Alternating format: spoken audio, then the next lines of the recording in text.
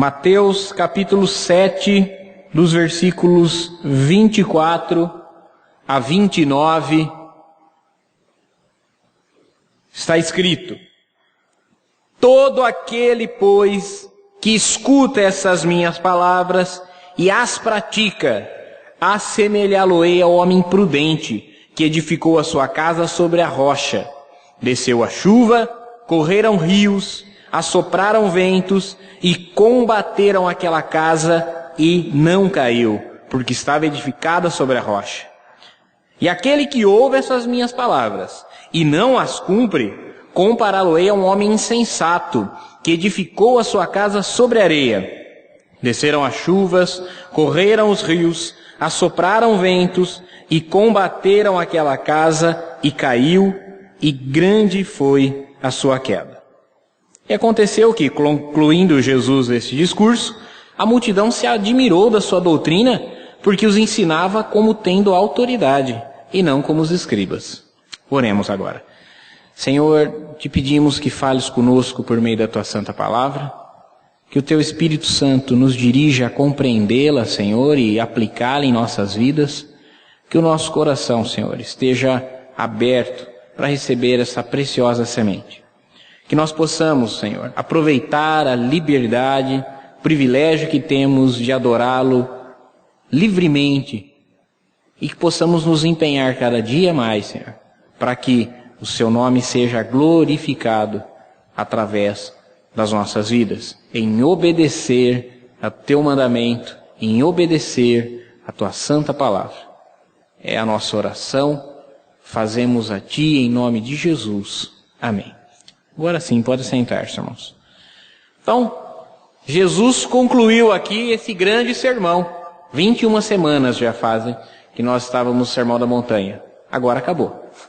Agora vamos ver o que é que tem para as próximas quartas-feiras. Mas Jesus conclui aqui o seu ensino, ele encerra o Sermão da Montanha diante daquela multidão.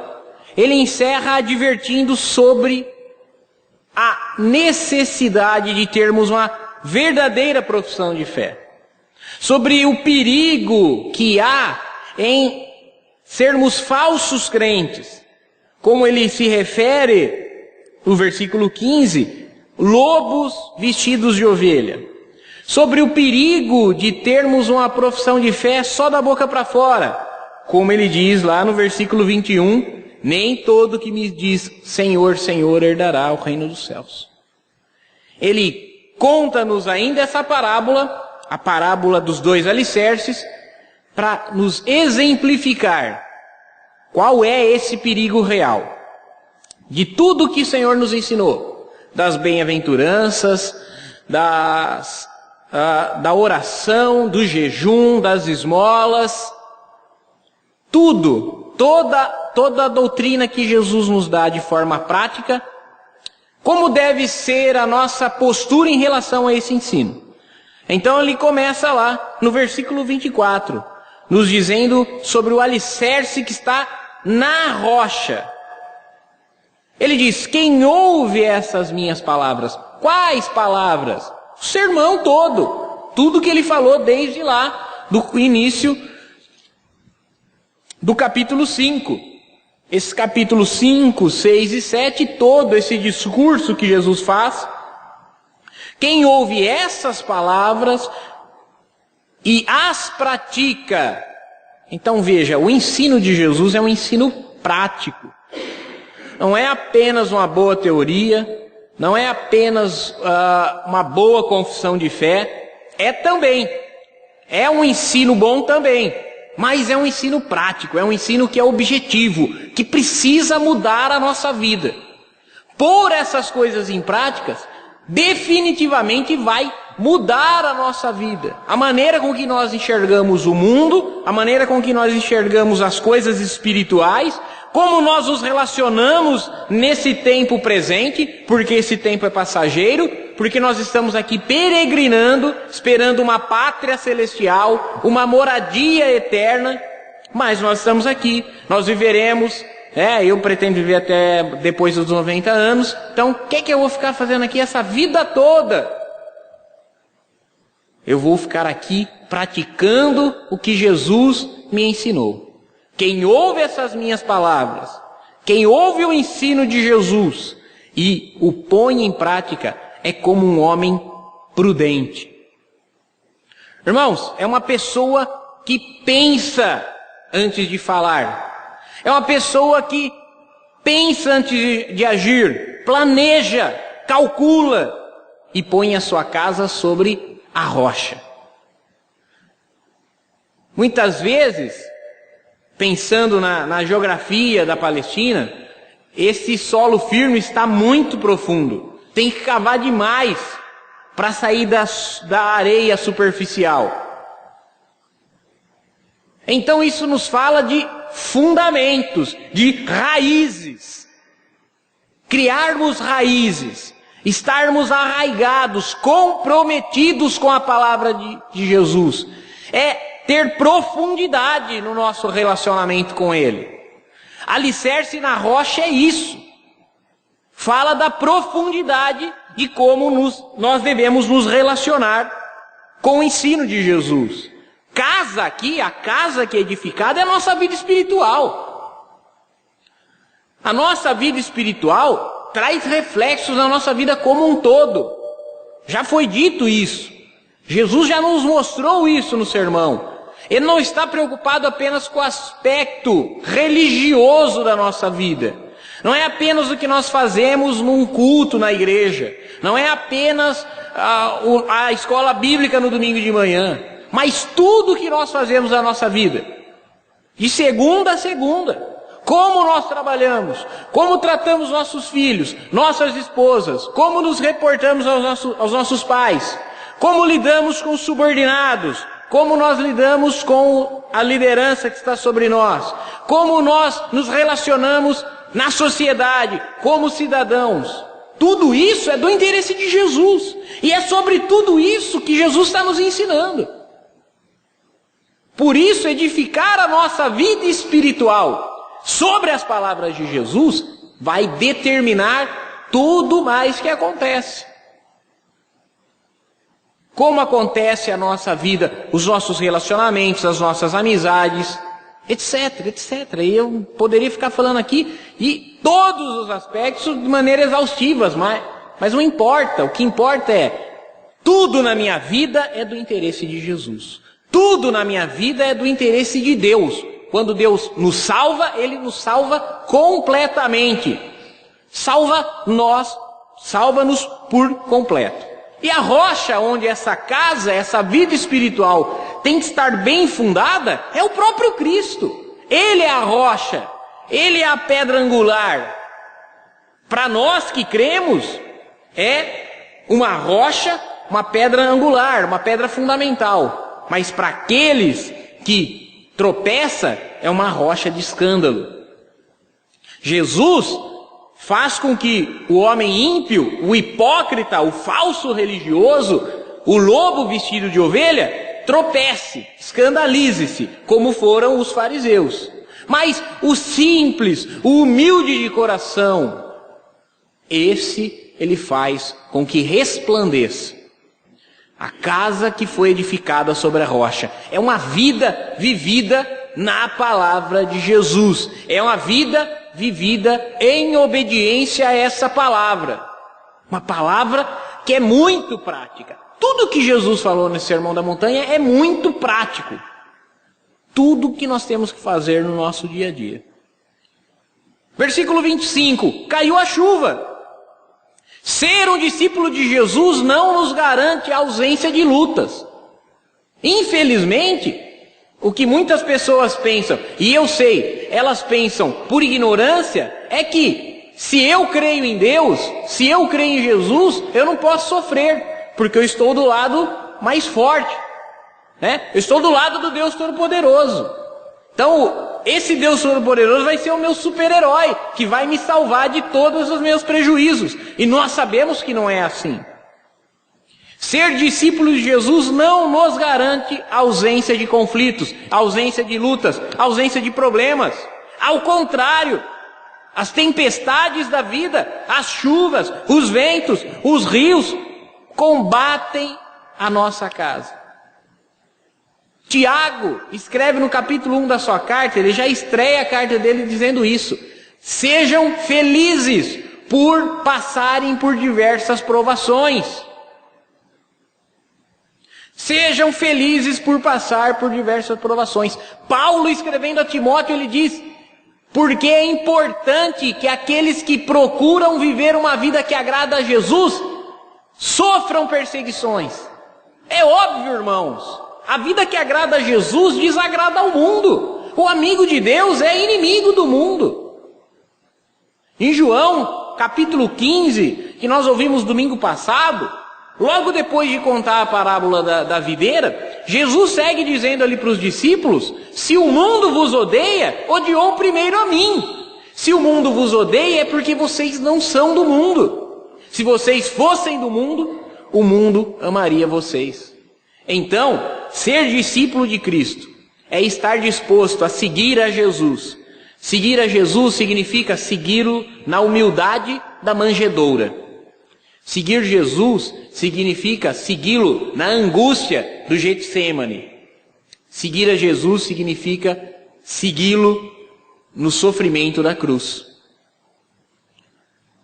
Quando Pedro é avisado sobre a negação, ele diz: Senhor, aliás, Jesus fala para ele: Pedro, agora eu vou para um lugar que você não pode vir comigo, mas depois você me seguirá. Aí Pedro fala: Senhor, para onde que o Senhor vai que eu não posso segui-lo? Contigo eu irei até a morte. E Jesus fala: até a morte? Hoje não cantará o galo 3 vezes sem que... Não cantará o galo sem que antes me negues 3 vezes. Então Jesus está falando: Pedro, agora você não pode me seguir. Agora você não está pronto. Agora você me negará. Mas depois você me seguirá. Depois você irá até... Depois você será fiel até a morte. Irmãos, as tribulações, as tempestades dessa vida vão combater a nossa casa, mas a casa não cai. A casa não cairá. Por quê? Porque está edificada sobre a rocha. Nós vamos passar as provações, porque a prova da nossa fé produz paciência. E a paciência nos aperfeiçoa, para que nós sejamos amadurecidos, completos, sem faltar coisa alguma. Vencer as provações, vencer as tribulações com fé, só é possível para quem tem a casa edificada sobre a rocha. E o versículo 26 diz: se por um lado quem ouve e pratica é prudente, tem posto a casa sobre a rocha, quem negligencia, quem ignora, é insensato. É uma imprudência, é uma loucura, é uma desatenção, tanto quanto construir uma casa sobre um alicerce de areia. Ignorar o ensino de Jesus nesse sermão é tão insensato quanto colocar a casa sobre areia com alicerces rasos. Casa sobre areia é falsa fé. Como nos versículos 15, lobos vestidos de ovelha, como no versículo 21, nem todo que me diz Senhor, Senhor. Casa na areia, alicerce na areia é vida superficial, é rasa.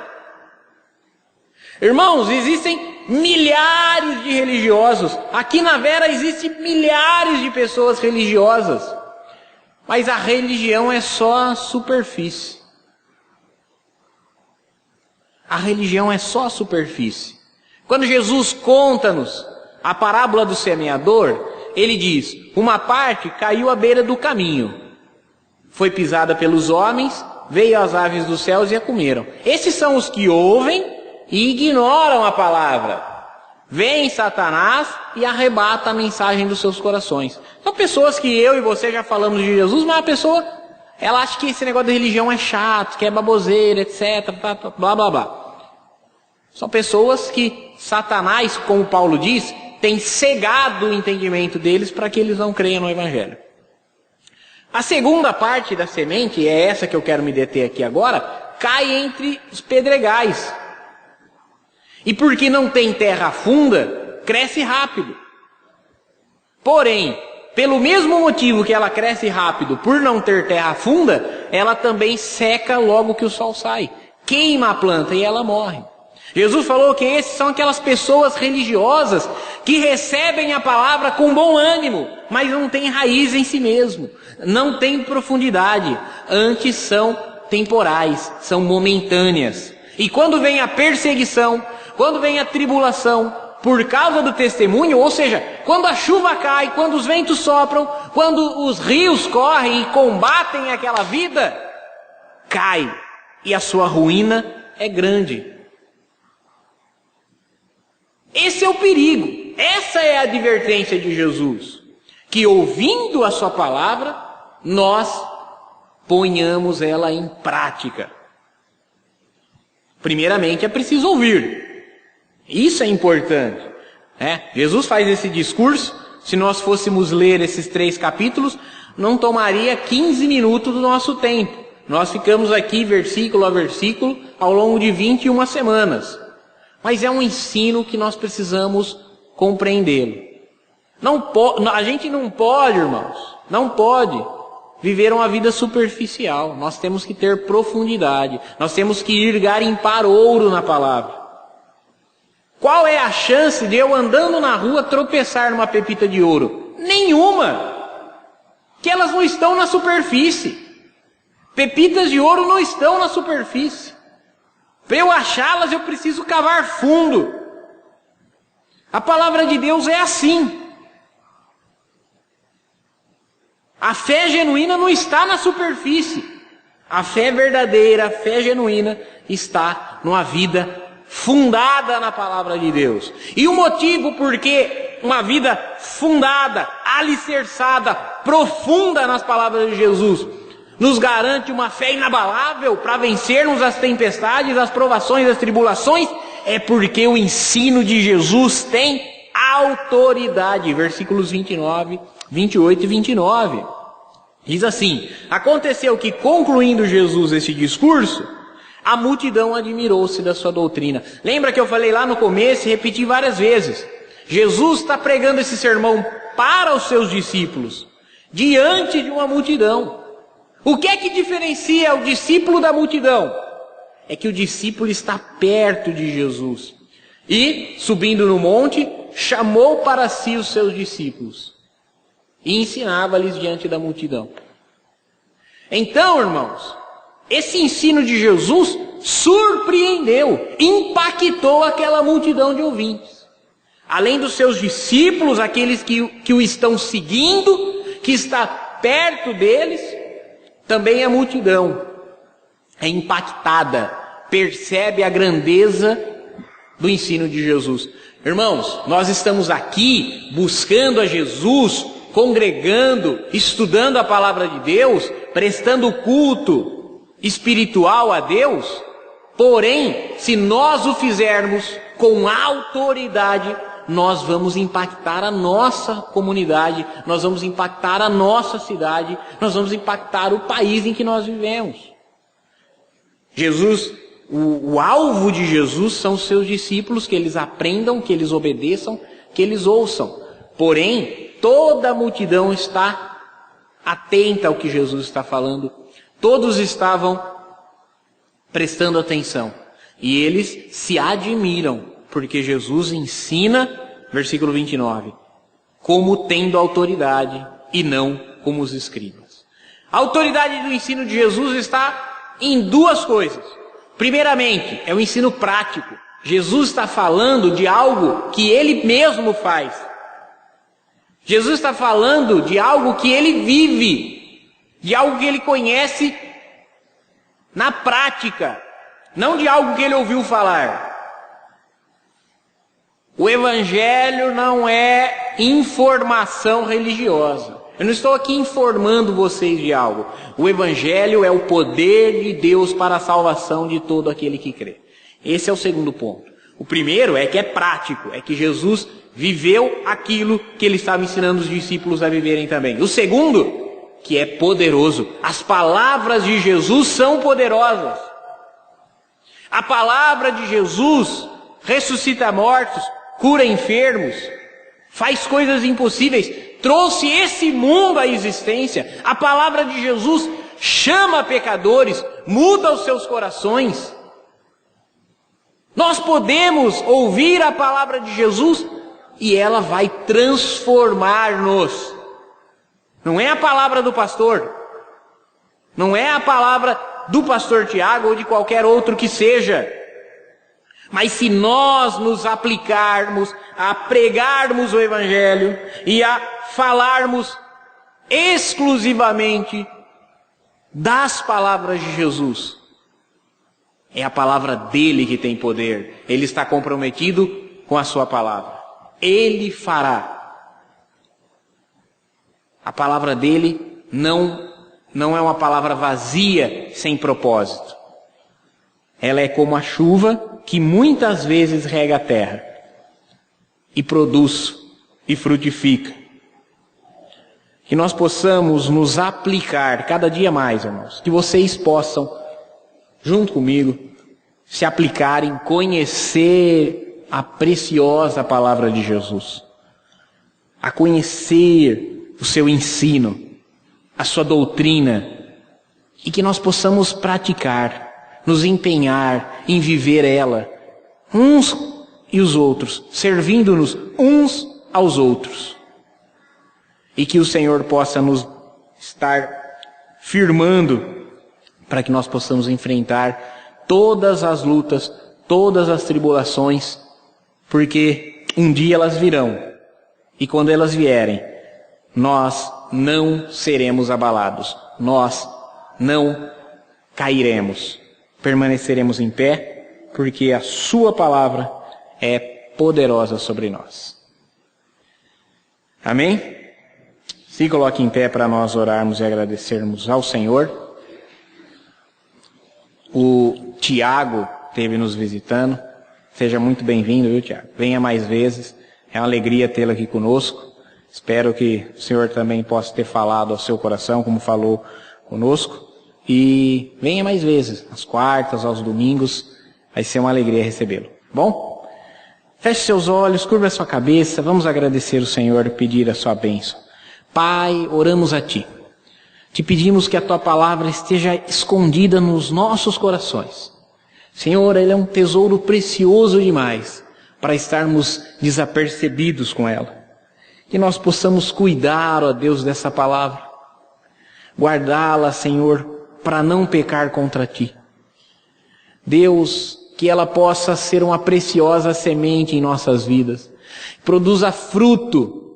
Senhor, que alcance a nossa vida, a nossa família, os nossos amigos. Senhor, que transforme a nossa cidade. Senhor, que a Tua palavra com autoridade e poder, ó Deus, faça coisas maravilhosas no nosso meio. Que muitos, Senhor, se admirem de como são belas e poderosas as Tuas palavras. Despede-nos, ó Deus, em segurança aos nossos lares. Abençoe a nossa semana que se segue. E que nós possamos estar na Tua presença, Senhor, sempre reunidos para adorá-lo em espírito e em verdade. É a nossa oração, a súplica que dirigimos a Ti, orando no nome do Teu Filho Jesus Cristo. Amém e amém. Levante suas mãos para os céus. Que a graça do Senhor Jesus Cristo e o amor de Deus e a comunhão com o Espírito Santo esteja com todos nós, hoje e sempre. Todos digam amém. O culto está encerrado, irmãos. Vão em paz e o Senhor vos acompanhe.